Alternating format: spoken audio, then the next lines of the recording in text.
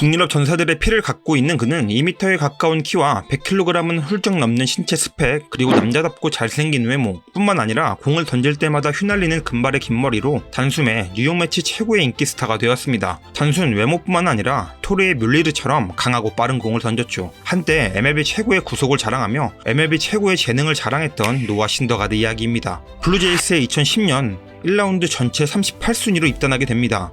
고등학교 당시부터 94마일까지 던지던 그는 이미 팀 내 유망주로 손꼽히고 있었죠. 하지만 트레이드 카드가 되어 팀을 떠나 뉴욕으로 향하게 됩니다. 이전 이야기에서도 다뤘던 너클볼 최고의 사이영 투수 R.A. 디키 선수와의 3대1 트레이드였죠. 매치는 당시 노장 너클볼러 디키 선수를 내주는 대신 최고의 유망주 셋을 얻을 수 있었죠. 그렇게 노아 신더가드 선수는 뉴욕 매치에서 새로운 시작을 하게 됩니다. 당시 매치는 신더가드뿐 아니라 100마일의 패스트볼을 내뿜을 수 있는 강속구 선발 투수 유망주들을 가득가득 모으고 있었는데요. 맷 하비, 제이콥 디그롬, 잭 휠러가 그 주인공들이었습니다. 당시 이들에 대한 기대는 진짜 장난 아니었습니다. 전설의 포켓몬 4마리를 보유한 것과 같았죠. 하지만 이들이 모두 함께 뛰는 일은 아쉽게도 일어나지 않았습니다. 왜? 신더가드까지 포함해서 모두 토미존 수술을 받게 됐으니 말이죠.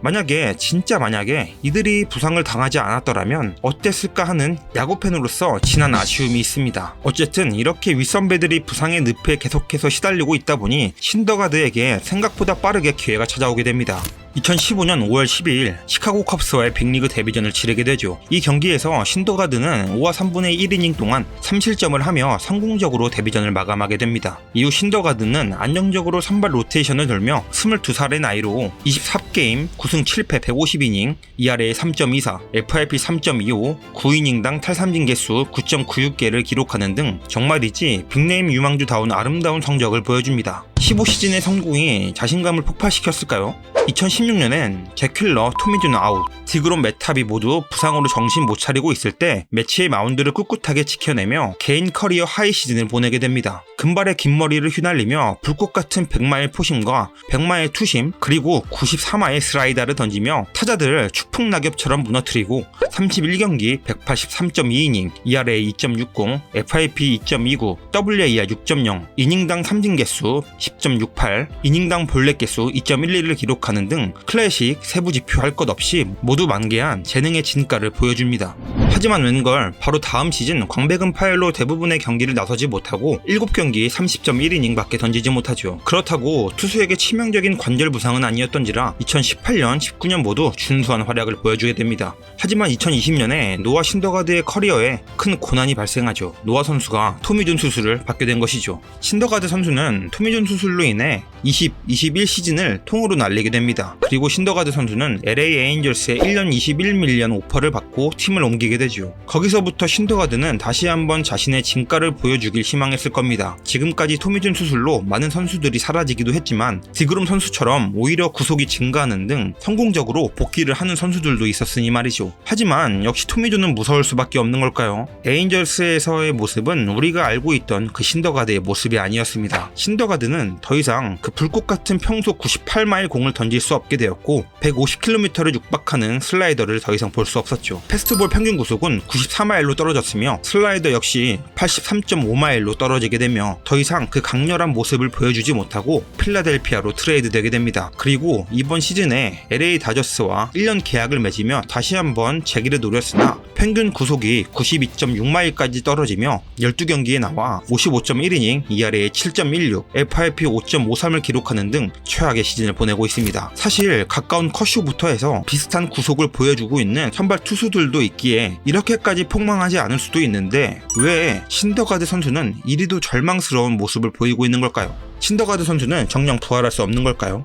우선 확실한 건 이 정도 구속을 보인다고 해서 아예 MLB에서 살아남지 못하는 건 아닙니다. 샌프란시스코의 로건앱 선수도 92.8마일로 ERA 3.15로 아주 잘하고 있고 미네소타의 소니 그레이 선수는 92.6마일로 ERA 2.25로 미친 시즌을 보내고 있죠. 하물며 같은 팀의 토니 곤솔린 선수의 경우도 92.5마일로 ERA 2.22를 보여주고 있죠. 그럼 도대체 왜 무 때문에 30살밖에 되지 않은 신더가드 선수는 몰락하고 있는 것일까요? 첫 번째, 무기가 없습니다. 애초에 신더가드 선수의 무기는 강속구였습니다. 그걸로 타자를 윽박지르며 이겨냈었죠. 하지만 이제 그렇지 않게 된 신더가드 선수는 자신의 구속에 맞게 투구 패턴과 디자인을 완성해야 했지만 아직 그럴 수가 없는 것 같습니다. 이 구속으로 MLB에서 살아남기 위해서는 분명 자신만의 피칭 디자인이 있어야 합니다. 소니 그레이 선수처럼 회전수 2500대의 회전의 포심과 2700대의 스위퍼와 커브에 미친 구위가 있거나 로건 웹 선수처럼 훌륭한 제구력으로 페인트 존에 걸치는 싱커와 서클 체인지업의 환상의 콜라보레이션이 있거나 토니 곤솔린처럼 포심 페스트볼과 스플리터의 찰떡궁합 패턴 같은 훌륭한 피칭 디자인이 없습니다. 시도해보지 않은 것은 아닙니다. 싱커, 체인지업,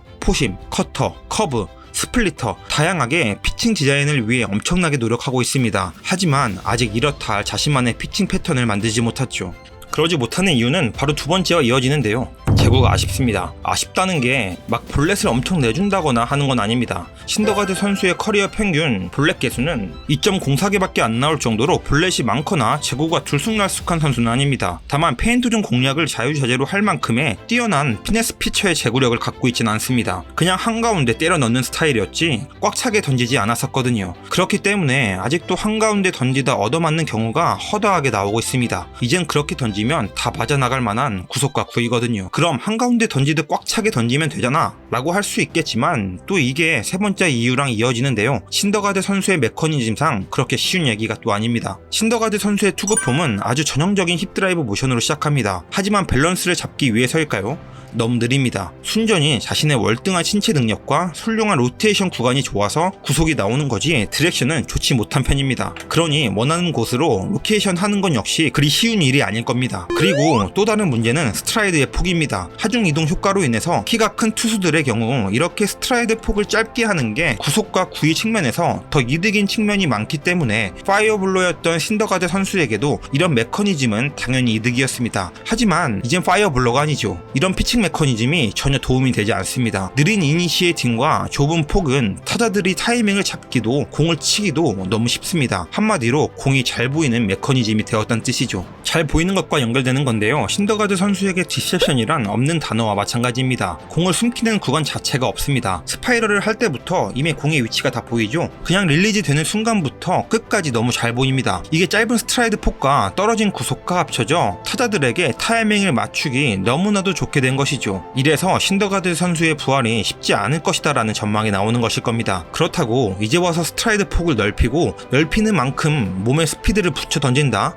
밸런스 붕괴 감당 안 될 것 같고요. 제 개인적인 생각으로 그나마 가능성이 있는 건 스트라이드 되는 다리를 조금 더 3루 쪽으로 두는 건 어떨까 합니다. 그러면 제구 밸런스를 다시 잡아야 하겠지만 느린 이니시에이팅을 보완할 수 있게 회전력을 더 강화시킬 수 있고 상체가 더 틀어짐에 따라 공을 더 확실하게 숨길 수 있게 되거든요. 그렇게 된다면 현재 본인의 가장 큰 장점인 싱커를 더 활용할 수 있지 않을까 싶습니다. 지금처럼 완전 노출된 상태에서 던지는 어정쩡한 구속보단 100배 나을 것 같습니다. 아니면 다시 예전 같은 구위와 구속을 찾는 게 답이기도 합니다. 매치 시절이 아니라 적어도 작년만큼의 구위와 구속은 보여줘야 합니다. 분명 여러모로 쉽지 않을 겁니다. 현재는 여러가지 생각들이 머릿속을 복잡하게 하고 더불어 자신의 공에 더욱 자신감이 없어진 상태일 겁니다. 신더가드 선수는 현재 멘탈이 거의 무너진 상태처럼 보이기도 합니다. 하지만 분명 답을 찾을 수 있을 겁니다. 보여주는 변화구와 싱커의 제구와 구위가 포기할 정도의 것은 분명히 아닙니다. 하나씩 보여주는 그의 공은 진짜 부활할 가능성이 있어 보이거든요. 포기하지 않는다면 제가 생각한 방법이든 아니면 다른 방법이든 찾아낼 수 있지 않을까 싶습니다. 부디 또 한 명의 역대급 재능의 선수가 그냥 이렇게 의미 없이 사라지는 걸 보고 싶지 않네요. 신더가드 선수의 부활을 응원하며 다음에도 재미있는 스포츠 이야기를 들고 찾아오겠습니다. 감사합니다.